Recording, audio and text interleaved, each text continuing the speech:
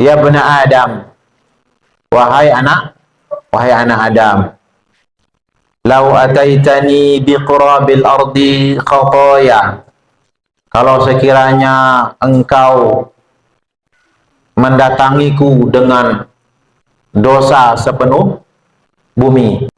Wahai anak Adam, kalau sekiranya engkau mendatangiku dengan dosa sepenuh bumi, thumma laqitani la tusyriku bi syai'an, kemudian engkau berjumpa denganku, artinya engkau wafat, dalam keadaan engkau tidak mempersekutukan aku dengan sesuatu pun, la ataituka bi qurabiha maghfiratan, maka saya akan mendatangimu juga wahai hambaku dengan ampunan sepenuh bumi juga. Nah, pada poin apa rentan terjadinya kesyirikan kepada Allah? Pada poin apa? Ini poinnya yang menjadi garis besar Al-Quran. Ini kalau ada sebuah cerita, kemudian kita ada buku, kemudian kita tanya tema apa dari buku ini. Nah, tema Al-Quran itu temanya ini. Temanya Al-Quran itu adalah tema ini. Di dalam surah Maryam ayat 65. Jadi temanya Al-Quran itu ini. Nah, kenapa kita harus takut terhadap perbuatan dosa ini? Ini, yang baca Yasin tiap malam Jumat, tolong perhatikan ayat ini ya. Ini ayat yang menghujam hati kita gitu ya. Dan sampai kita hanya baca tiap malam Jumat, al-yauma naqtimu ala afwahihim wa tukallimuna, tapi sambil senyum-senyum. Sambil senyum-senyum. Padahal Allah, ayat ini ayat ancaman. Seharusnya baca ayat ini menangis. Al-yauma nakhtimu ala afwahihim, pada hari ini kami kunci mulut mereka. Wa tukallimuna aydihim, dan berbicara kepada kami tangan-tangan mereka. A'udzu billahi minasy syaithanir rajim. Bismillahirrahmanirrahim. Bismillahirrahmanirrahim. Assalamualaikum warahmatullahi wabarakatuh.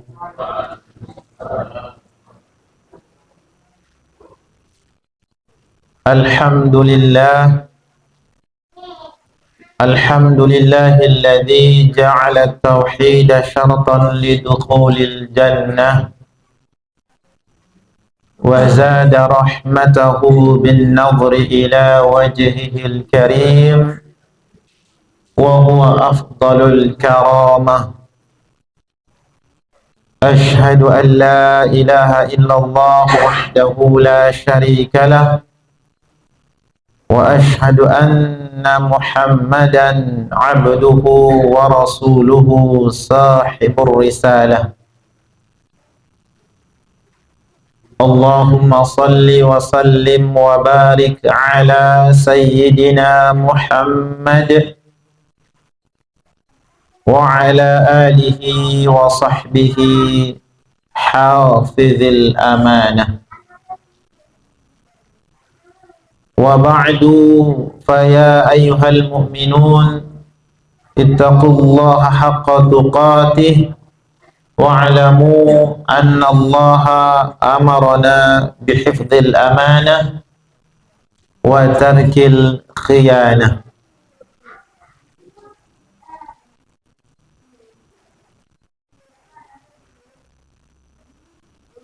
As-su'al qabla an nuwasila al-muhadharah,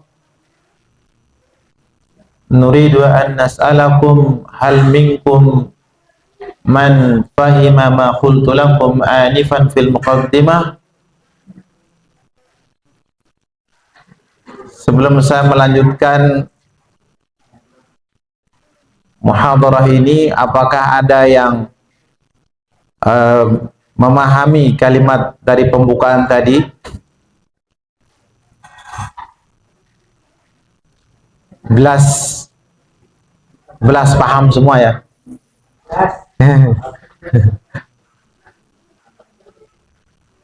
Naam, falidzalika nuridu an nasna'a bi'ata al-lughatil arabiyyah fi jama'atina hatta au kay nata'awwad bi istimali al-lughatil arabiyyah.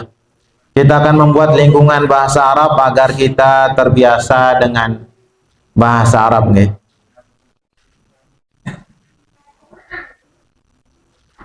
Baik, kita akan melanjutkan pembahasan di kitab Tauhid.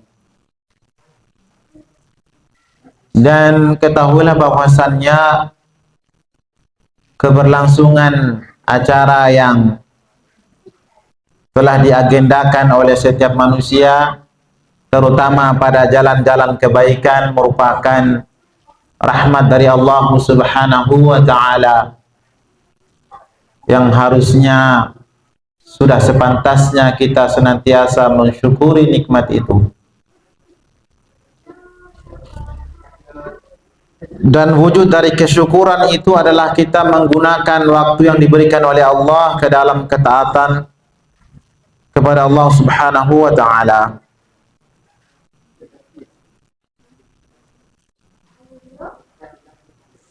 Seperti yang sudah kita lakukan saat ini, mendatangi sholat maghrib secara berjamaah, kemudian melanjutkan dengan kajian kitab At-Tauhid, kitab yang ditulis oleh Syekh Muhammad bin Abdul Wahhab, kemudian disyarah oleh Syekh Saleh Al-Fauzan rahimahullah ta'ala, hafizahullah. Pembahasan ini merupakan pembahasan yang terakhir sebelum masuk kepada bab selanjutnya. Ini masih pada bab ma yukaffaru minadz dzunub, bab tentang apa-apa yang diampuni dari dosa ketika seseorang mengamalkan tauhidnya yang benar dengan benar kepada Allah Subhanahu wa ta'ala. Ada sebuah pertanyaan seperti ini. Hal apakah yang dianggap berat, paling berat, yang dilakukan oleh hati dan anggota tubuh? Hal apa yang paling berat? Pikul gunung? Atau gendong istri?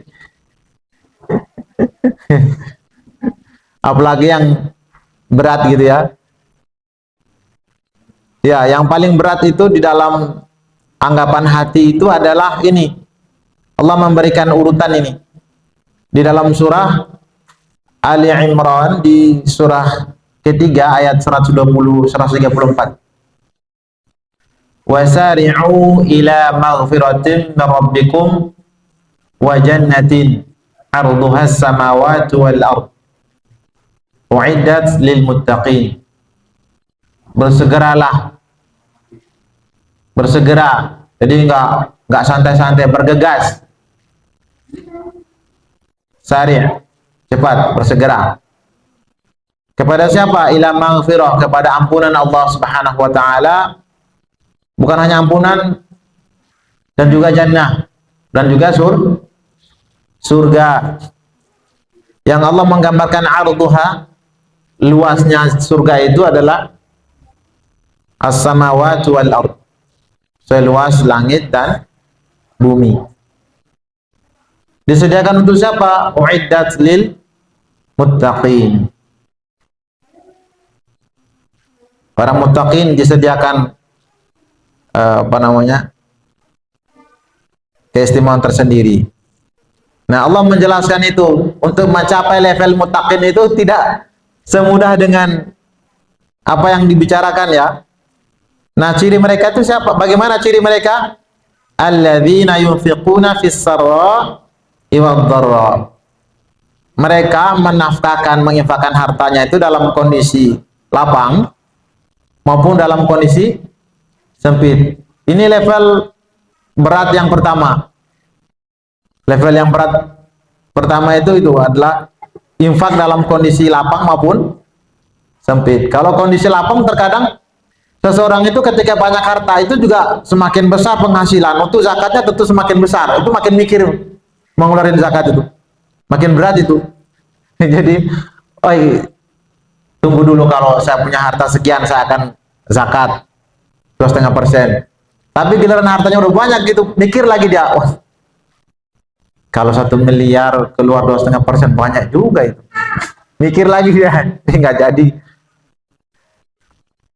Ketika banyak mikir, apalagi sedikit, mikir lagi, wah ini sebentar saya istri makan apa ya kalau aku keluar sedekah ini. Makin berat lagi gitu. Ini level berat yang pertama. Kemudian ini level berat yang kedua, wal kaudhiminal ghaidh, menahan marah. Menahan marah. Dengan pernah merasakan ketika sedang marah itu, sanggupkah kita menahan marah? Itu sangat berat itu, marah itu. Karena kalau udah marah itu, bahkan tembok itu bisa dipecahin itu. Ini level berat yang kedua. Ini perkara hati. Sudah marah gitu tapi bisa ditahan gitu kan. Ini paling berat ini. Nah, yang paling lebih berat lagi adalah wal 'afina 'anil nas. Ini yang paling berat udah. Paling berat. Memaafkan kesalahan orang lain. Kalau mungkin kesalahan kecil mungkin mudah lah. Tapi kalau kesalahan-kesalahan besar itu bahkan sampai mati nggak mau bicara itu dah. Bahkan sebut bilang, "Sampean bisa maafkan?" "Iya, saya bisa maafkan, tapi untuk lupa itu susah." Saking goresnya hatinya itu sampai tidak bisa melupakan gitu ya.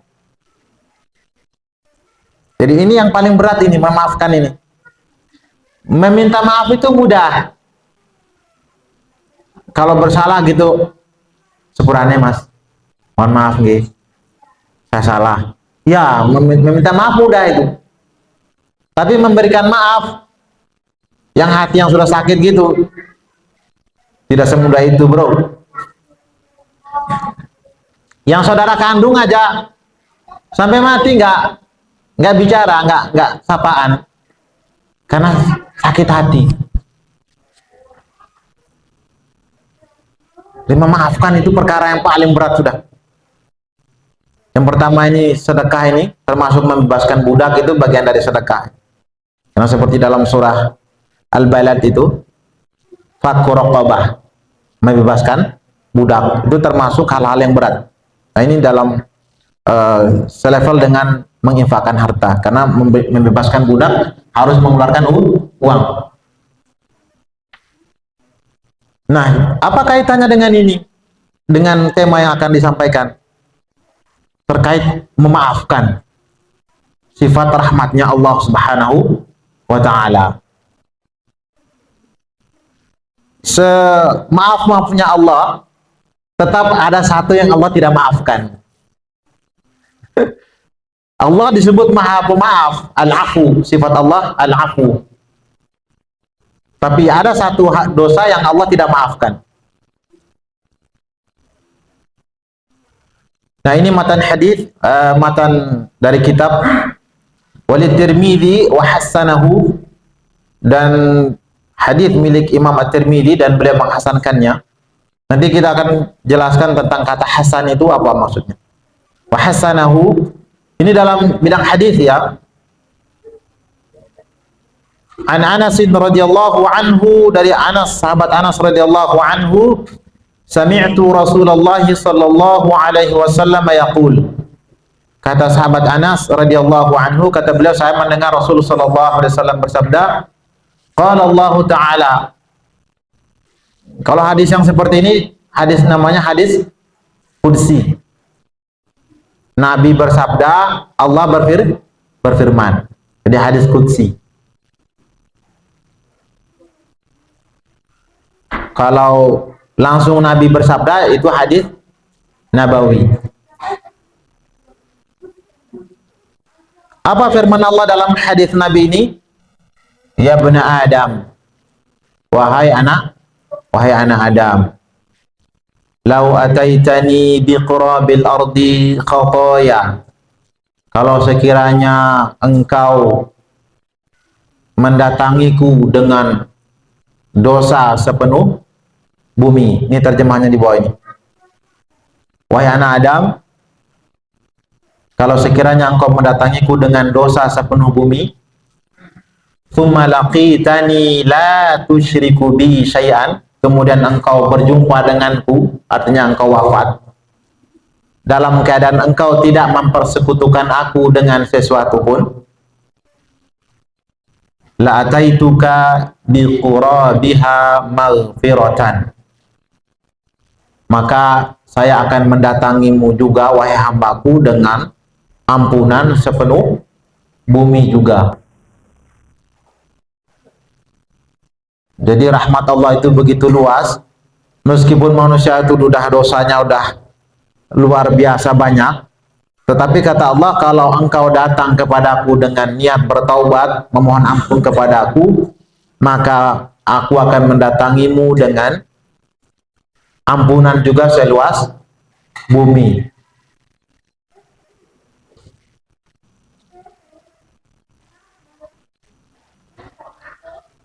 Syekh Saleh Fauzan menjelaskan siapa itu Anas. Huwa Anas bin Malikin, huwa Anas bin Malikin ibni An-Nadhr, ibni Nadhr. Dia adalah Anas, anaknya Pak Malik, anaknya Pak Nadhr. Ya, suku ya. Pak Nadhr, kemudian Al-Ansari dari golongan Ansar. Al-Khazraji, ini suku Khazraj. Ya.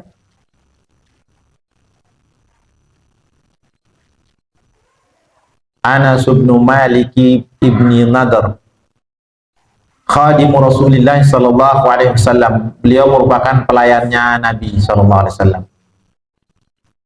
Khadimahu 10 sinin. Beliau melayani Nabi itu berapa tahun? 10 tahun, 10 sinin. Wa qala an-nabi sallallahu alaihi wasallam anhu, Nabi berbicara tentang beliau, mendoakan beliau itu. Ucapan Nabi tentang beliau apa? Allahumma akthir malahu wa waladahu wa adkhilhu jannah. Ini luar biasa doa Nabi kepada Anas bin Malik ya. Ya Allah, akthir malahu, perbanyakkanlah hartanya. Punya dengan senang kalau diberi doa sama Nabi gitu ya. Ya Allah, perbanyakkanlah harta si misalnya Mas Diwan. Diwan, ya Allah akthir malahu, ya Allah. Diwan senang didoakan sama Nabi. Karena apa? Karena beliau ini setia melayani Nabi 10 tahun di Madinah kan.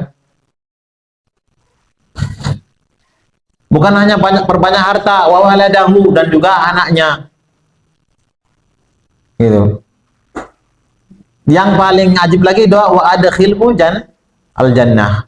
Dan masukkanlah beliau Anas ini ke dalam surga. Masya Allah. Dan diriwayatkan beliau itu wafat sampai usia berapa gitu, lewati 100 tahun. Anaknya banyak, hartanya juga banyak, karena barokah doa Nabi sallallahu alaihi wasallam.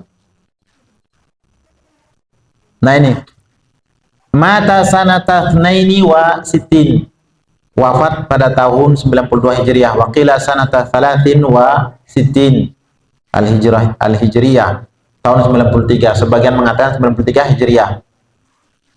Wa qad jawaza al-mi'ata, sampai lewat umurnya berapa? 100 tahun. Gitu. Dan beliau tidak tidak sampai sempoyongan gitu, nggak bisa berjalan itu enggak, masih tapi kuat, beliau masih kuat. Anaknya banyak, hartanya juga banyak. Ini barokahnya doa Nabi sallallahu alaihi wasallam kepada beliau. Tamamul hadis, lengkapnya hadis. Jadi hadis yang tadi itu hadis potongan.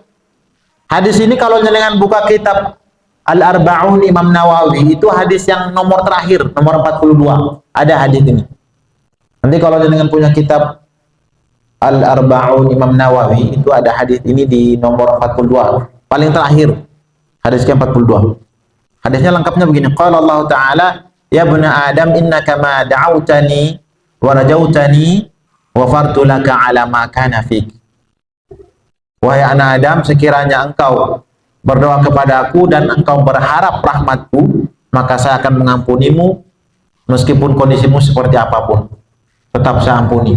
Yang penting tadi, mohon ampun dan mengharap rahmat Allah. Itu tadi, jangan berputus asa dari rahmat Allah, itu poinnya. Dan sampai sudah dosanya udah banyak, putus asa dari rahmat Allah. Wes, Allah sudah nggak ngampuni saya nggak usah lagi minta ampun sama Allah. Malah menjauh dari Allah. Sudah banyak dosa, nggak mau dekat sama Allah gitu ya. Nah, Allah bilang, kalau engkau datang kepadaku, memohon ampun kepadaku, mengharap ampunan dari saya akan ampuni engkau. Ini poinnya nih, wala ubali, dan saya tidak peduli. Tidak peduli dosamu banyak seperti apa. Yang penting kalau kau sudah mohon ampun kepada saya akan ampuni kau. Makanya jangan putus asa dari rahmat Allah, jangan berhenti beristighfar kepada Allah. Setiap hari kita mohon ampun kepada Allah, insya Allah Allah akan mengampuni. Ya bena Adam, wahai anak Adam, lau balagat dhunubuka ananas sama. Kalau sekiranya dosamu itu sampai sepenuh langit, anan itu maknanya itu sahab awan, maksudnya setinggi awan sampai ke langit gitu. Dosamu penuh sepenuh langit. Tsumma istaghfartani, kemudian engkau memohon ampun kepadaku. Maka apa? Ghafartu lak, saya akan mengampuni engkau. Wala ubali, dan saya tidak peduli. Tidak peduli dosamu banyak itu, saya ampunkan engkau. Nah, itu tadi, sisanya ini ada di hadis sebelumnya tadi. Sisanya ini ada di sini. Ya bena Adam, lau ataitani biqurabil ardi khotoya, thumma laqitani la tusyriku bi syai'an, la ataituka biqurabiha maghfiratan. Nah, itu tadi. Wahai anak Adam, kalau sekiranya engkau mendatangiku dengan dosa sepenuh bumi, kemudian engkau berjumpa denganku dalam kondisi tidak mempersekutukan aku dengan sesuatu apapun. Ini poinnya, tidak berlaku syirik kepada Allah. Dosanya banyak, tapi dosa itu tidak ada dosa syirik kepada Allah. Maka saya akan mendatangimu dengan ampunan sepenuh bumi. Wa qala al-Mubarakfuriyu fi Mura'atil Mafatih, dalam kitab Mura'atil Mafatih, Syekh Al-Mubarakfuri ini beliau menulis kitab Tuhfatul Ahwadhi, syarahnya Imam At-Tirmidzi, Sunan At-Tirmidzi, disyarah oleh Syekh Al-Mubarakfuri. Nama kitabnya itu Tuhfatul Ahwadhi, hadiah bagi orang-orang yang berakal, mensyarah kitab Sunan At-Tirmidzi. Beliau juga menulis kitab Tafsir Ibnu Katsir, merancang lagi, merapikan lagi Tafsir Ibnu Katsir yang diterbitkan oleh Pustaka As-Sunnah itu. Dalam itu proyeknya beliau ya.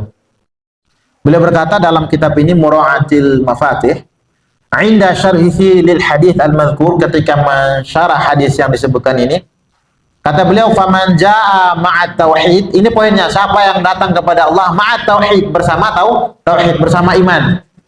Jadi bukan dalam kondisi kafir dia, bukan. Dia dalam kondisi beriman, ada keimanannya. Bi qurabil ardi khotoya, dengan dosa sepenuh bumi. Tapi dia masih punya iman.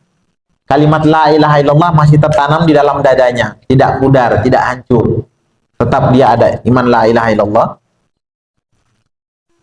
Laqihillahu biqurabiha maghfiratan, maka Allah akan mendatanginya dengan ampunan sepenuh bumi juga. Lakin hadza ma'a masyiatillah, akan tetapi ini dengan kehendak Allah. Jadi bukan serta-merta pasti gitu, tapi sesuai dengan kehendak Allah gitu ya. Allah ampuni. Artinya ada sebagian yang tidak diampuni, ada sebagian yang diampuni. Fa in syaa'a ghafara lahu, jika Allah menghendaki Allah mengampuninya, wa in syaa'a akhadha bi dzunubihi, kalau Allah menghendaki Allah menghukum karena dosanya itu. Tsumma kana aqibatuhu alla yakhludu finnar, kemudian akhirnya dia tidak kekal di dalam neraka. Karena dia punya modal. Apa modalnya? Tauhid, la ilaha illallah. Dia udah bawa kunci dia. Kunci surga dia bawa. Jadi meskipun dia misalnya dihukum, disiksa, tapi dia punya modal satu, yaitu la ilaha illallah, yang dengan modal itu dia nanti diselamatkan kembali oleh Allah, diangkat kembali. Bal yakhruju minha, bahkan akan tetapi dia keluar nanti dari neraka. Tsumma yadkhulul jannata, kemudian dia akan masuk ke dalam surga. Loh, kenapa ada poin tadi di masyiatillah, dengan kehendak Allah? Karena Allah berfirman di dalam surah An-Nisa ini ayat 48, innallaha la yaghfiru ay yushraka bihi wa yaghfiru ma duna dzalika liman yasha. Surah An-Nisa ayat 48, sesungguhnya Allah tidak mengampuni dosa kesyirikan. Tidak mengampuni maksudnya ini ketika seseorang itu wafat dalam kondisi berlaku syirik. Tapi kalau dia di dunia mohon ampun kepada Allah, maka Allah ampuni. Jadi saat mati tapi dalam kondisi syirik kepada Allah, dalam kondisi kafir kepada Allah, inilah yang dimaksud tidak diampuni. Tapi selama dia masih hidup, ketika dia mohon ampun kepada Allah, Allah ampuni. Nah ini, wa yaghfiru ma duna dzalika liman yasha, dan Allah mengampuni dosa selain syirik itu kepada siapa yang dia kehendaki. Nah ini. Wa may yusyrik billahi faqad iftara itsman 'azima. Siapa yang berlaku syirik kepada Allah, maka sungguh dia telah berbuat dosa yang besar. Itsman 'azima, dosa yang besar. Dalam ayat yang lain juga Allah menyebutkan, masih dalam surah An-Nisa 116, innallaha la yaghfiru ay yushraka bihi wa yaghfiru ma duna dzalika liman yasha. Lafaznya sama, Allah tidak mengampuni dosa kesyirikan, yaitu ketika dia wafat dalam kondisi berlaku syirik. Wa yaghfiru ma duna dzalika liman yasha, dan mengampuni dosa selain syirik itu kepada siapa yang dikehendakinya. Wa may yusyrik billahi faqad dhalla dhalalan ba'ida. Siapa yang mempersekutukan Allah, menyamakan Allah dengan makhluk, baik dari sisi rububiyah, uluhiyah maupun sifat, maka faqad dhalla dhalalan ba'ida, sungguh telah tersesat sesatan yang jauh. Gitu ya.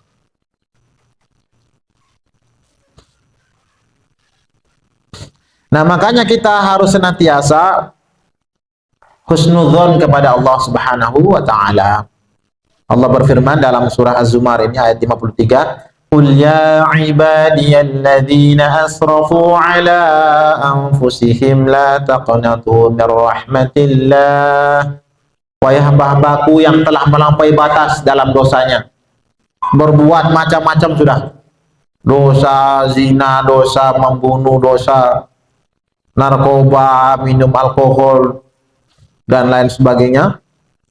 Allah bilang la taqnatu min rahmatillah, jangan berputus asa dari rahmat Allah. Jangan sampai nanti kita mengatakan, oh, Allah sudah nggak ngampuni saya. Nanti seperti itu kalau dengan menganggap Allah seperti itu. Innallaha yaghfiru dzunuba jami'ah. Allah mengampuni semua dosa, nggak terkecuali.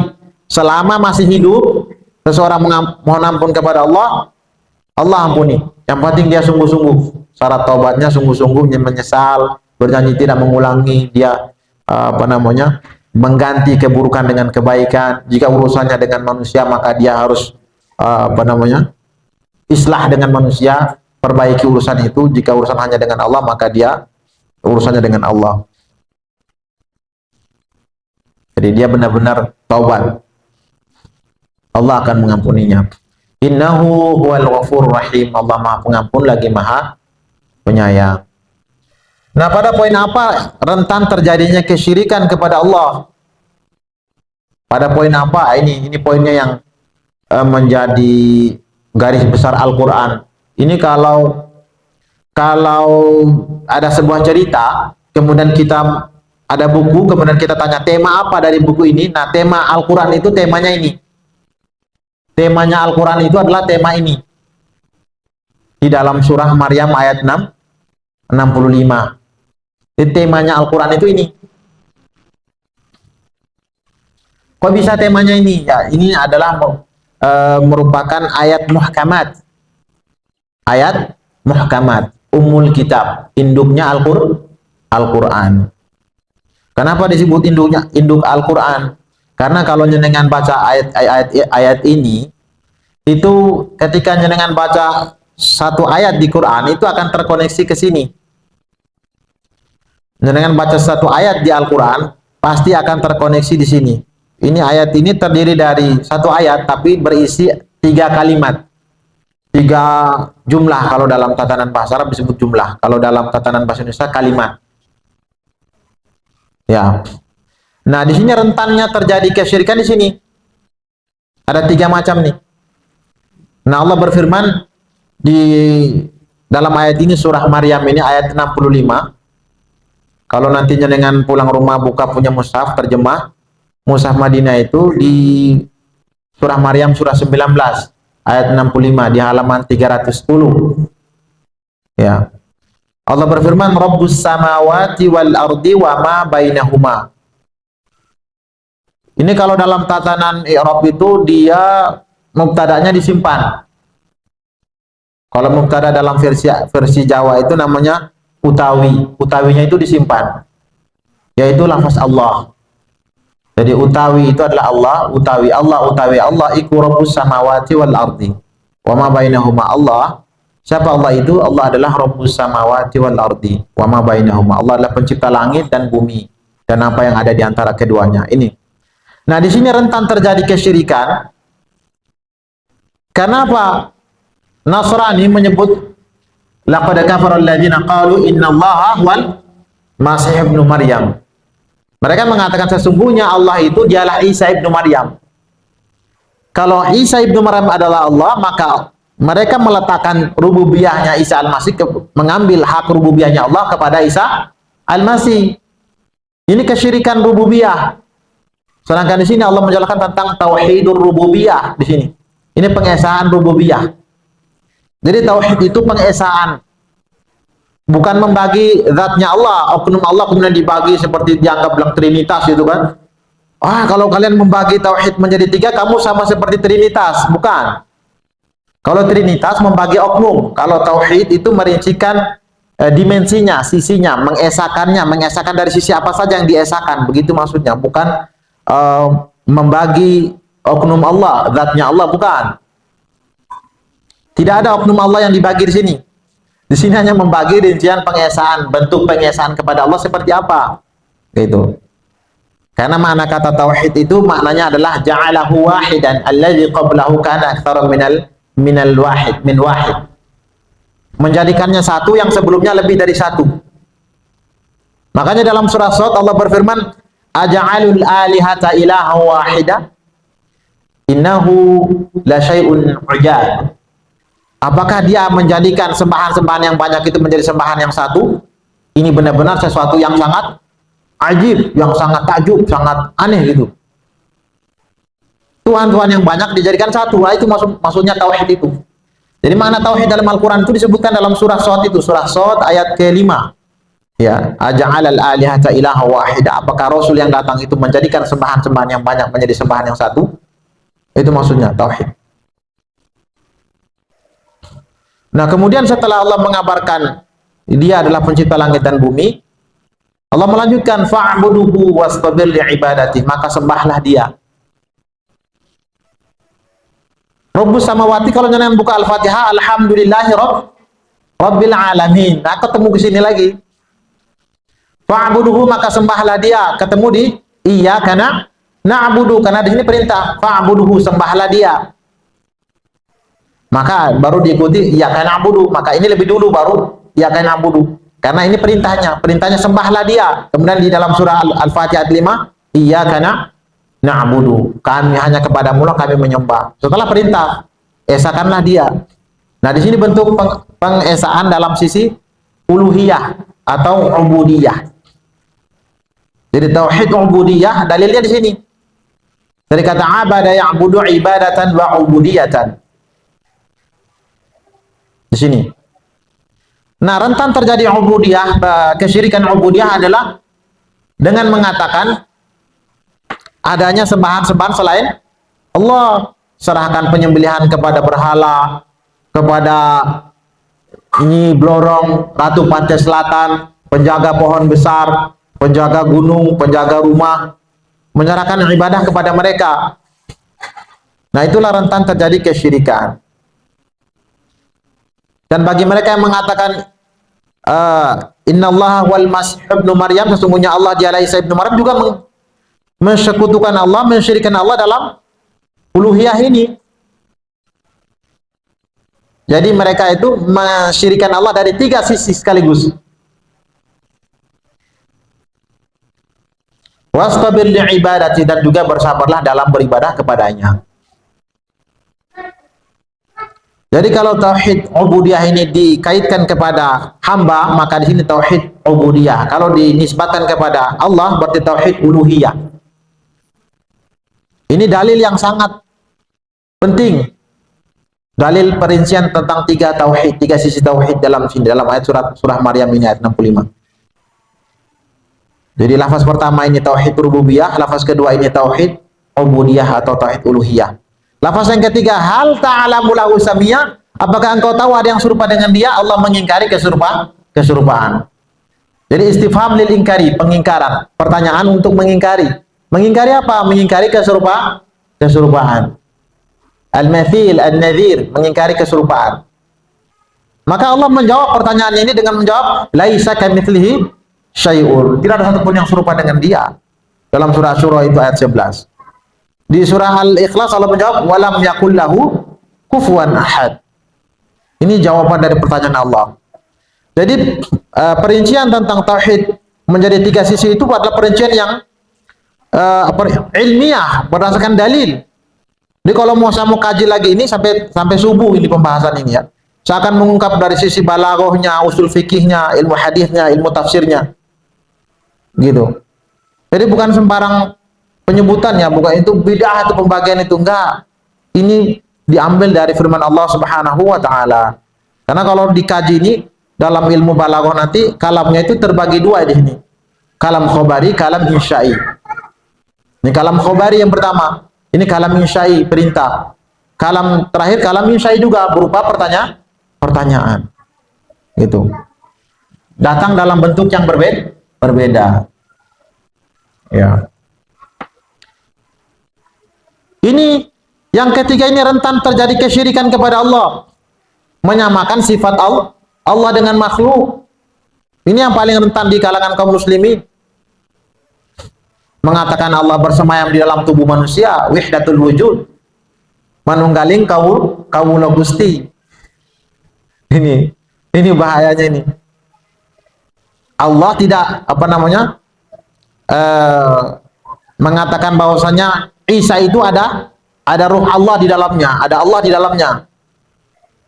Jadi juga mensekutukan Allah dari sisi sifat.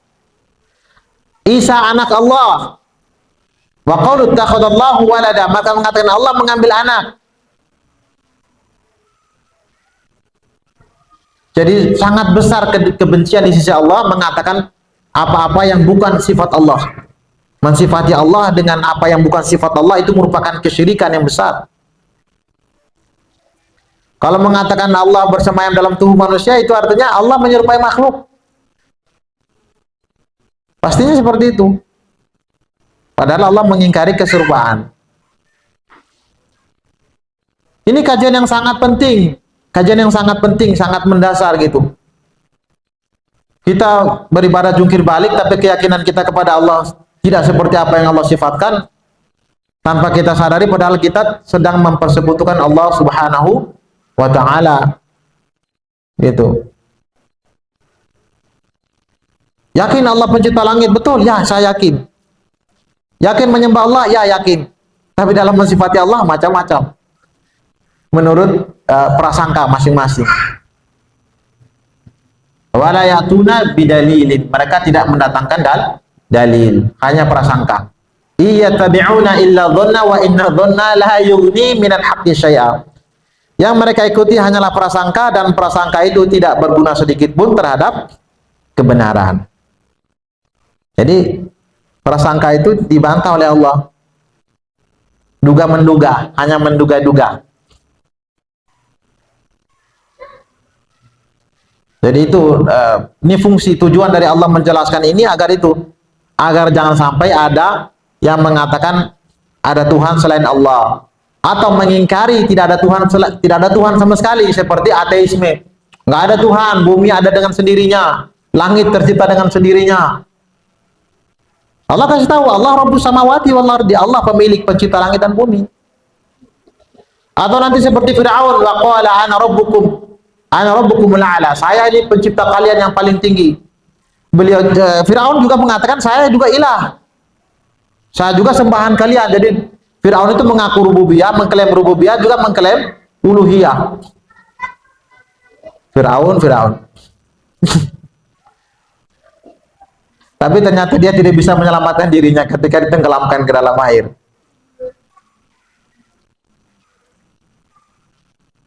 Dan juga jangan seperti ini, seperti Yahudi Nasrani menyembah Isa. Kalau Yahudi menyembah Uzair. Wa qala Uzair ibn Allah, mereka mengatakan Uzair anak Allah. Mereka juga menyembah patung anak sapi. Hukumannya apa? Mohon ampun, kalian harus bunuh diri. Gitu. Jadi itu pembahasan yang sangat penting untuk dibahas. Nah, hukuman bagi pelaku kesyirikan ini apa? وَلَقَدْ أُوحِيَ إِلَيْكَ وَإِلَى الَّذِينَ مِنْ قَبْلِكَ لَئِنْ أَشْرَكْتَ لَيَحْبَطَنَّ عَمَلُكَ وَلَتَكُونَنَّ مِنَ الْخَاسِرِينَ. Sungguh telah diwahyukan kepadamu wa ilal ladzina min qablika, dan juga nabi-nabi sebelum engkau wahai Muhammad, para nabi, para rasul diwahyukan kepada Nabi Muhammad dan juga kepada rasul sebelum Nabi Muhammad. Apa? Jika engkau mempersekutukan Allah baik dari rububiyah, uluhiyah maupun sifat, la yahbatanna amaluka, maka pastilah amalmu akan terhapus. Dan dengan sholat jungkir balik, kalau mempersekutukan Allah hapus amalmu. Wala takunanna minal khasirin, dan pastilah engkau termasuk golongan yang merugi. Golongan yang merugi alladzina yadkhuluna an-nar, yang akan masuk neraka. Jadi bukan perkara yang kecil kesyirikan itu.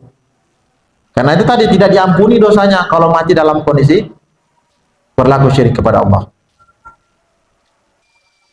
Pantaskah seorang menganggap remeh terhadap dosa yang dilakukannya dengan asumsi bahwa Allah Maha Pengampun? Allah kan Maha Pengampun, saya bebaslah buat dosa dulu lah. Saya kan nanti kalau dekat-dekat mau mati baru saya mohon ampun lah gitu ya. Pas sudah sakit parah gitu, ya Allah mohon ampun gitu. Nah, Allah bilang apa di dalam surah Al-Baqarah ini 284, akhir-akhir surah Al-Baqarah, lillahi ma fis samawati wa ma fil ardi wa in tubdu ma fi anfusikum wa tukhfuhu yuhasibukum bihillah. Milik Allah apa yang ada di langit dan bumi. Jika engkau menampakkan apa yang ada dalam dirimu atau engkau menyembunyikannya, maka yuhasibukum bihillah, Allah akan menghisap semua itu, yang nampak maupun yang tersembunyi. Fayaghfiru liman yasha wa yu'adzibu man yasha. Allah mengampuni siapa yang Dia kehendaki dan juga mengazab, menghukum siapa yang Dia kehendaki. Wallahu ala kulli syai'in qadir. Nah, kenapa kita harus takut terhadap perbuatan dosa ini? Ini yang baca Yasin tiap malam Jumat, tolong perhatikan ayat ini ya. Ini ayat yang menghujam hati kita gitu ya. Jangan sampai kita hanya baca tiap malam Jumat, al-yauma nakhtimu ala afwahihim wa tukallimuna, tapi sambil senyum-senyum. Padahal ayat ini ayat ancaman. Seharusnya baca ayat ini menangis. Al-yauma nakhtimu ala afwahihim, pada hari ini kami kunci mulut mereka. Wa tukallimuna aydihim, dan berbicara kepada kami tangan-tangan mereka. Itu harusnya menangis baca ayat ini, bukan ketawa, bahkan nggak ngerti artinya, hanya penting-penting baca gitu. Ya itu kita umat Islam, baru nggak mau ngaji, nggak mau belajar.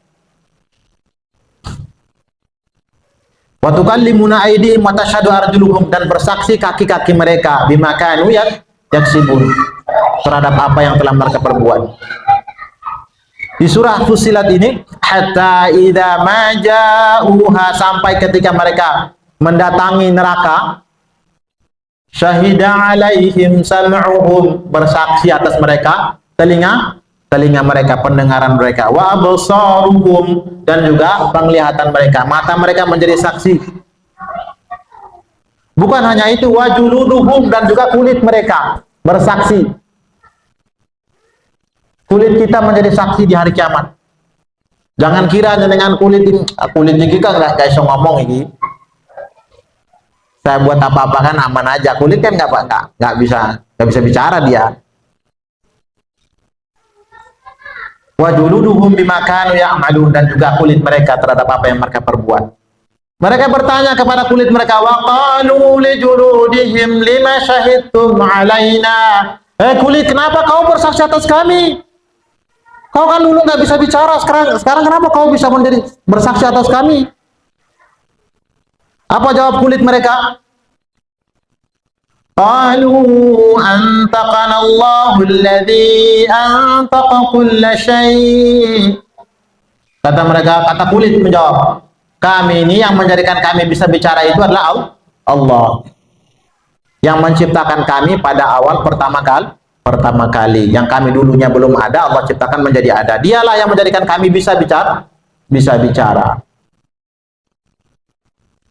Wa huwa khalaqakum awwala marrah, dialah yang menciptakan kamu pada waktu pertama kalinya. Wa ilaihi turja'un, hanya kepada kalian dikembalikan. Jadi jangan mengira kita ini bebas saja. Oh, nggak ada Tuhan, bebas berlaku zalim, bebas berbuat aniaya, bebas meninggalkan hukum Allah, bebas tidak taat kepada Allah. Ya, boleh saja anggapan itu, silakan. Tapi nanti di surah Qaf datang para saksi, kitab-kitab didatangkan. Baru kita mau mengelak seperti apa, itu nanti di sana. Kesimpulan dari hadis yang pertama, keutamaan tauhid dan besarnya pahala dari Allah Subhanahu wa taala. Orang yang merealisasikan tauhidnya, maka Allah mengampuninya. Kemudian luasnya ampunan Allah Subhanahu wa taala. Jadi jangan berputus asa, dosa banyak, mohon ampun kepada Allah, Allah ampuni. Yang penting penuh keyakinan Allah akan ampuni. Selama belum sakarat. Dan sampai napas sudah tenggorokan baru, ya Allah saya mohon ampun ya Allah. Itu nggak ada, udah. Nggak ada taubat saat mau sakarat, nggak ada. Taubat itu masih sehat-sehat. Kalau udah sakarat nggak. Atau dalam kondisi kafir, baru bilang, coba nanti tolong doakan saya kalau saya meninggal ya. Kafir mau didoakan, kafirnya nggak perlu didoakan. Dilarang oleh Allah mendoakan orang yang kafir. Meskipun itu saudara sendiri, orang tua kerabat, meskipun itu tidak boleh didoakan. Ini juga bantahan kepada kelompok Khawarij yang mana mereka mengkafirkan pelaku dosa besar. Khawarij menganggap orang yang berbuat dosa besar itu kafir. Termasuk seperti Muawiyah yang memberontak kepada Ali, kata mereka Muawiyah kafir. Tapi kata Allah itu mereka masih tetap diampuni. Gitu. Kalau kesyirikan sudah tidak diampuni. Makanya catatannya adalah selama dia tidak mempersekutukan Allah, itu catatannya. Sedangkan pemberontakan itu bukan kesyirikan. Kemudian penjelasan tentang la ilaha illallah itu yaitu meninggalkan kesyirikan yang besar maupun yang kecil. Dan sampai beriman la ilaha illallah tapi kesyirik kecil masih jalan. Riya, sum'ah atau macam-macamnya gitu ya. Penetapan adanya hari pembalasan dan perjumpaan dengan Allah. Jadi penetapan bahwasanya kita akan menjumpai Allah Subhanahu wa taala. Ya ayyuhal insanu innaka kadihun ila rabbika kadhan famulaqih. Kita ini akan dalam proses berjumpa dengan Allah, maka kita akan menjumpai Allah Subhanahu wa taala. Ya, itu yang mungkin yang bisa disampaikan pada kesempatan kali ini. Mudah-mudahan Allah Subhanahu wa taala menjadikan kita semakin dekat kepada Allah, semakin mencintai Allah Subhanahu wa taala. Kita tutup subhanakallahumma bihamdika asyhadu an la ilaha illa anta astaghfiruka wa atubu ilaik. Assalamualaikum warahmatullahi wabarakatuh. Alhamdulillahi rabbil alamin.